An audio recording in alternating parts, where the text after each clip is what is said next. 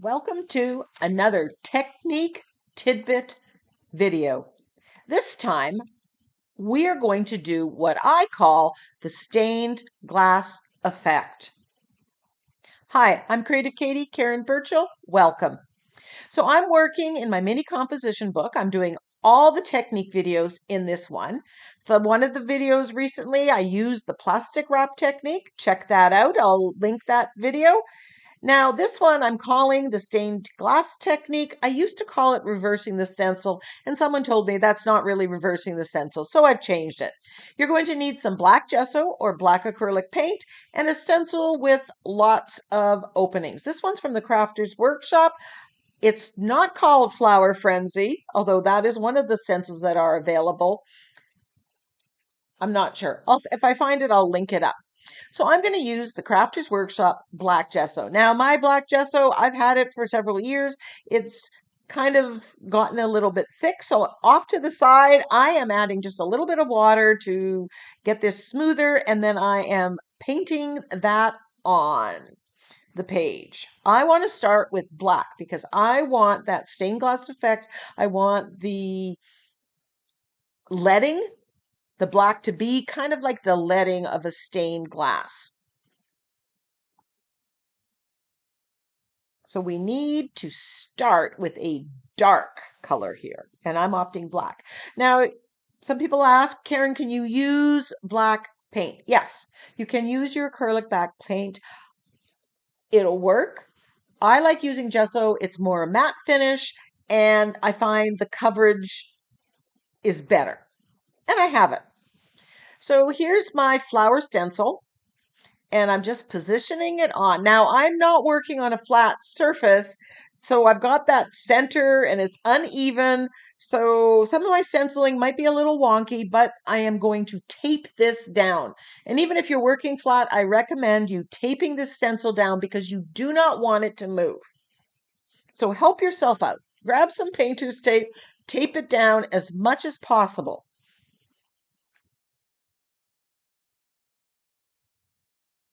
And I'm going to hold it down a little bit as well. And then I am grabbing white gesso on my makeup sponge. I don't want it too wet. And then I'm just going to stamp through. Now, what this is going to do is the parts of that the stencil covers are going to remain black. That's kind of like the leading of stained glass. And the rest of it, I'm getting white, and then I'm going to apply color to it. By adding the white here, I'm going to preserve the brightness of the colors that I add. Now I'm putting one layer, kind of letting it dry a little bit, coming back and getting more opaque full coverage. But don't think you should put more paint on that makeup sponge and apply it faster. Slow down, put it in layers, then it won't seep under. For the most part, you don't want it to seep under, so you don't want a lot of paint on that makeup sponge. So I've kept this real time so you can see how fast you go. It's just, I think the number one reason stenciling doesn't work for people is because we try to push or rush the process.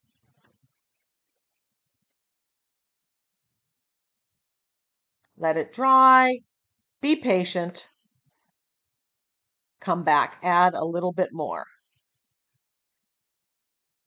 And I'm not pressing down on that makeup sponge. That's another way of getting it to seep under the stencil. It's a little scary doing this because it's like, okay, until the full reveal, you don't know whether you've hit the mark or you've got a disaster.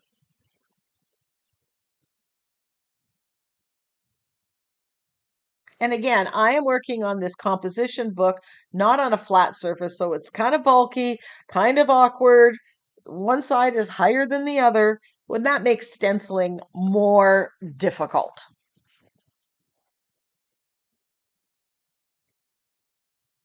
There, I think I'm approaching the point where I've got good coverage. So now you have to let this dry. You do not use any kind of heat tool to make this dry while that stencil's there because, well, that stencil's plastic. I guess you could use a hair dryer to dry it, but I just had to be patient. So I've given it some time to dry, and now I'm going to apply color. And I am using, I've got magenta, I've got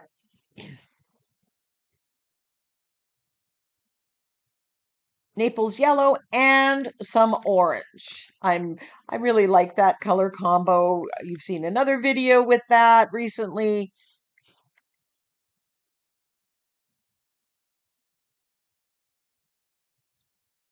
It makes me happy. So I'm just putting that on, and I just want these colors to blend. I'm not too worried about just making sure that each flower is a different color. I just want a sea of colors. I'm not trying to actually paint flowers here, but I could just apply, each flower, make it a different color. I've done that in other videos. As I said, I used to call this technique the um, reversing the stencil. So if you Google that or do a search in my channel, that is what you can search with, and you will get other videos showcasing how to use this technique and other examples of this technique. But I am switching to calling it the stained glass effect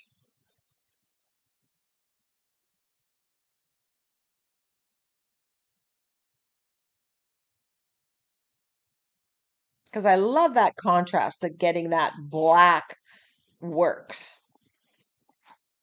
If you like this technique, try it with your different stencils. You'll be surprised at the effect.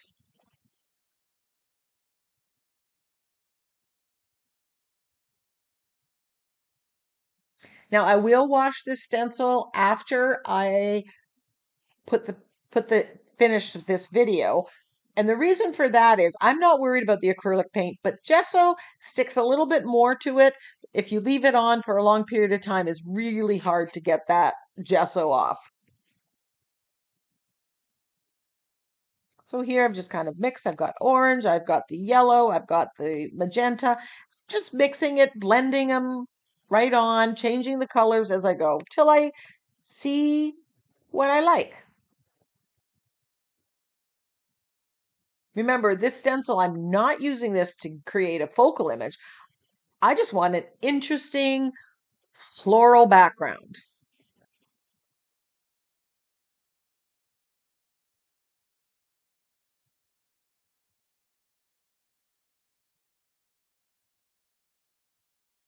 So easy with this step by step.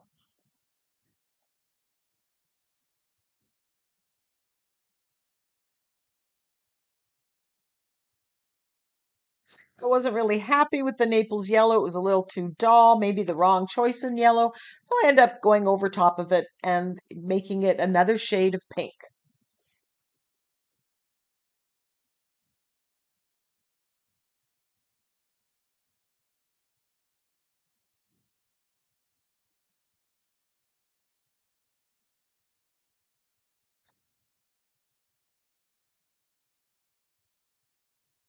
Building up color as I go.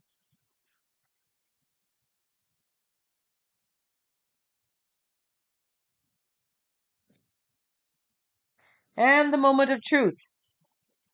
And there you have it. You have the black, the contrast, bright colors. I love it. I just love that look. I always do. Now, you see some of those white areas where, and mainly that happened here because I'm working on an uneven surface. So just grab, if it bothers you, just grab a paintbrush, get some of that color in there, and paint it, just like you see me doing. Totally unnecessary unless it's necessary for you. So I'm just adding, getting rid of some of those white areas that I didn't quite get the paint, or maybe the stencil moved a little bit.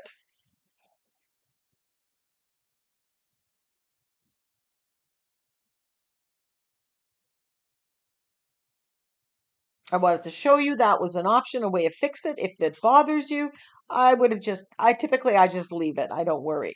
So then I grab my fine line applicator bottle, and I decide that I'm going to add some detail. This is further going to add the white that is there from imperfect stenciling.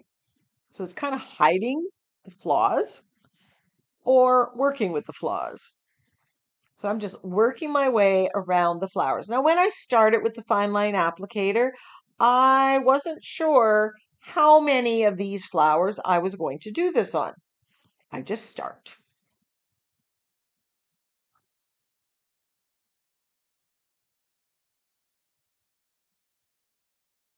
And you can see I'm doing piece by piece. And I'm watching that I'm not putting my hand in the wet.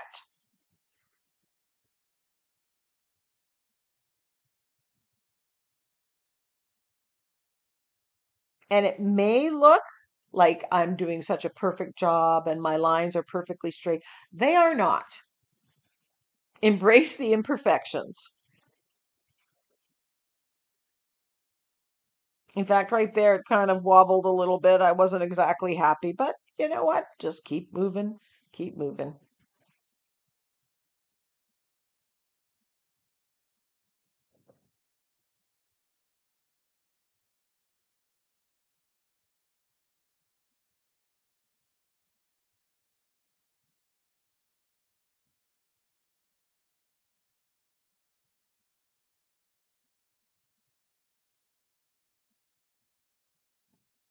This simply takes time. Now, in that fine line applicator, it is a Liquitech Basic white that I've thinned down. And I do not put a whole lot. I do not fill the bottle. That would last forever and a day. You do not need much. So I put a little bit of paint, a little bit of water. I shake it up, put the lids back on, put the thing, test it out. You want the paint to come out. You don't want the paint to come out without any pressure, but you don't want to have to put so much pressure that it's hurting your hands. I've got arthritis in my hands. I've got, surgery, so my hands aren't exactly strong. I want this to be easy, and I find that it's quite workable for me.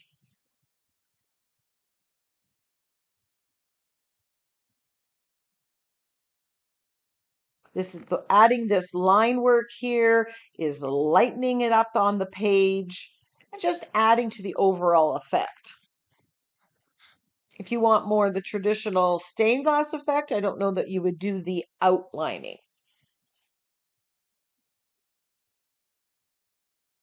But I'm building on the technique.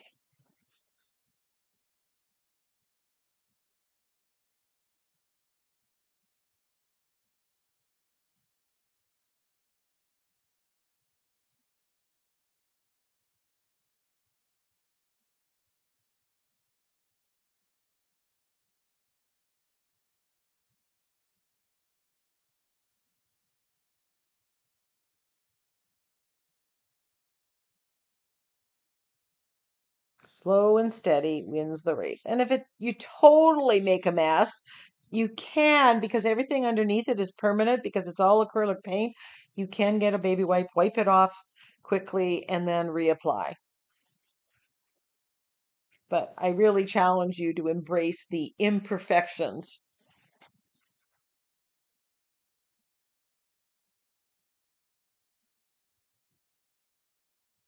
So if I wanted to make these flowers, these two flowers look like focal images, they kind of are very different than the other ones, I would have left it there. I would have not done the outlining on any of the other flowers.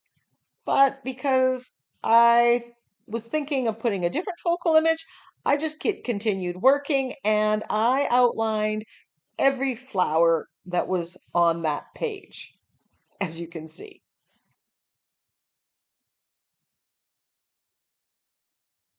You could have just done one, and the rest are kind of more background. So you have options, and there is no right or wrong. There's simply different choices. It's what you like.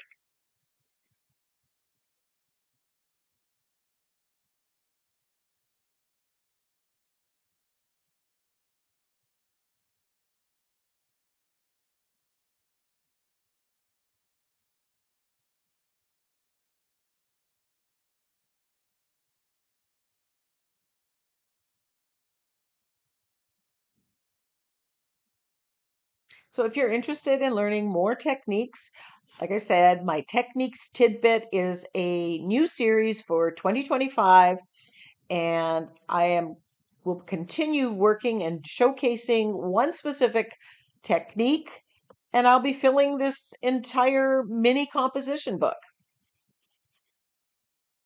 And the other things that I do in finishing the art journal pages is using some tried and true basic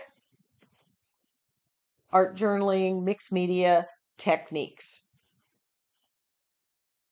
So I grabbed a crazy dog. This is Tim Holt's crazy dog that I had stamped out. The cats would work here, the crazy cats, the crazy birds, the perfect size for this. I believe it's 6.5 by 4.5 spread. So I'm probably going to end up using cats or the birds at a later date. And then I have the sentiment, I am not blocking the view, I am the view. So that was good with he's kind of in front of the flowers, he's going, I am the view. Now I do have a sentiment pack that's called Pet Talk. I'm not sure if this phrase is in there, but if you're interested in Pet Talk or other sentiment packs, digital sentiment packs, you can go and check them out at NINNYSNAPKINS.com. I'll link that in the description box.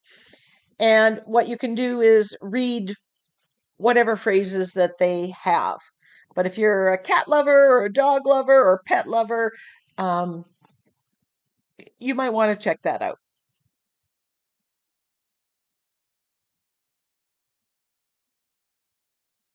So that background is amazing. It's bright, it's colorful, it's crazy good. So the technique basically was the whole thing. I'm just playing around with the placement of the sentiment and the animal.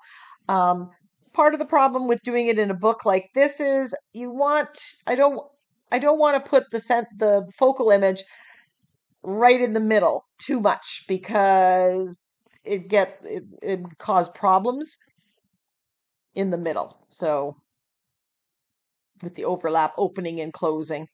So I don't want to do that as much as possible.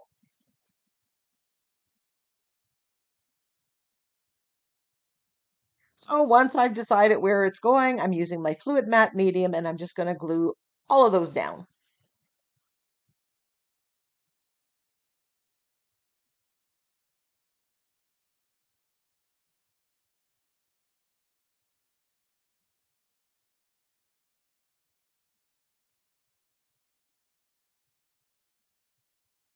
People ask Karen, what's the difference between fluid matte medium and fluid gel medium? Well, the gel is thicker. It's more of a gel. I typically use that for if there's a lot of texture on the page or if I'm gluing down something that's thicker paper. Most of the time I use the fluid matte medium. I use the Liquitex brand fluid medium and I just buy it in a bulk in the bigger size and you get much better price point.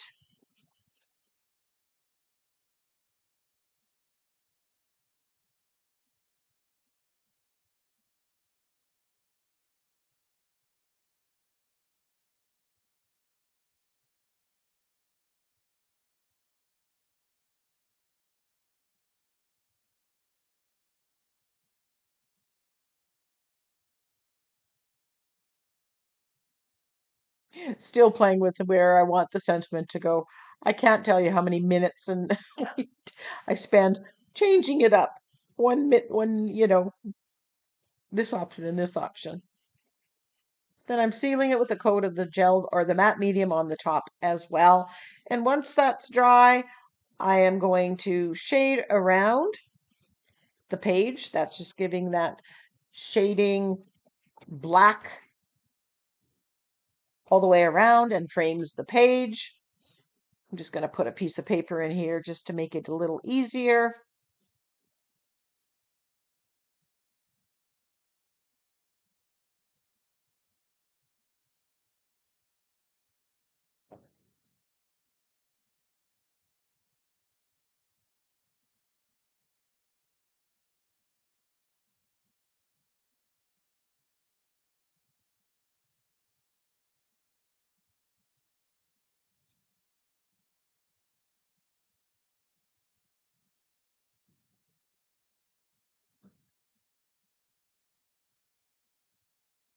So, like I said, when you are testing out a technique or trying it for the first time, try doing it on a small scale like this, a 4 by 6, a 5 by 7 page. So you can really focus on the technique and you don't have to worry about doing a bigger page. So then I'm using my angle brush and I'm shading on my stamped dog image here. It's just adding a little bit of shading, making the focal image stand out a little bit more, but I do not want to colorize my focal image. My background is super colorful. I think if I had painted him brown, he would disappear. He wouldn't have as much um, weight on the page as leaving him white, just with this little bit of shading. And I'm just following the line work and the shading marks that Tim Holtz put into his stamp.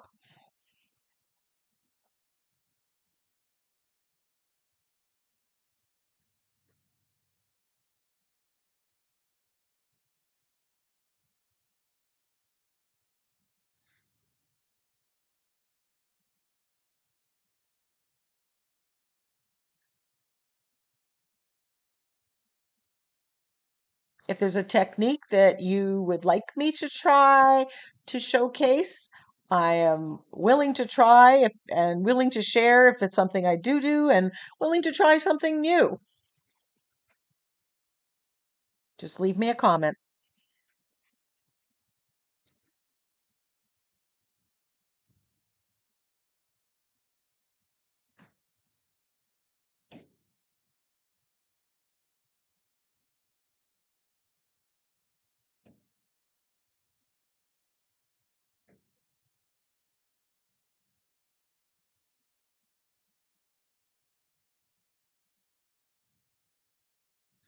And a splatter of gold because, well, it's me.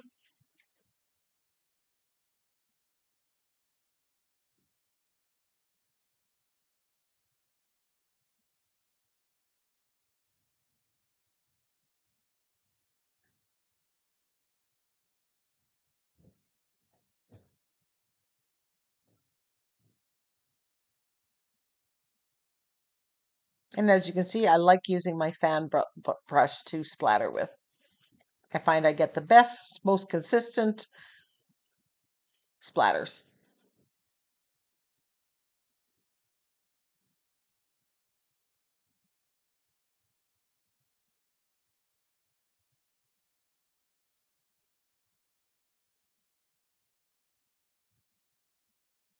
And there's the finished page. Love the bright colors, love the black. So whether you call it the stained glass effect or reverse the stencil, doesn't matter. It's a technique I hope you try. Until next time, go get creative.